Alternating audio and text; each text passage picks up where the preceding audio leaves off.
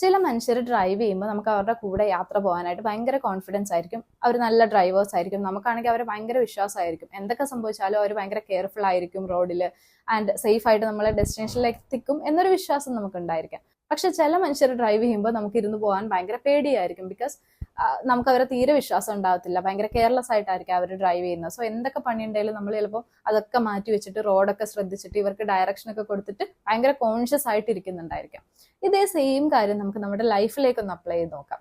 അതായത് നമ്മുടെ ലൈഫിന്റെ ഡ്രൈവർ അല്ലെങ്കിൽ നമ്മുടെ ക്രിയേറ്റർ എന്തൊക്കെ സംഭവിച്ചാലും നമ്മളെ സേഫ് ആയിട്ട് നമ്മുടെ ഡെസ്റ്റിനേഷനിലേക്ക് എത്തിക്കുന്ന ആ ഡ്രൈവറെ, ആ ക്രിയേറ്റർക്ക് നമുക്ക് ആ ട്രസ്റ്റ് കൊടുക്കാൻ പറ്റുന്നുണ്ടോ? അത്രത്തോളം നമ്മൾ ട്രസ്റ്റ് ചെയ്യുന്നുണ്ടെങ്കിൽ വളരെ ഫ്രീ ആയിട്ട് നമ്മുടെ ലൈഫിൽ ഇങ്ങനെ ജീവിച്ചു പോകാം.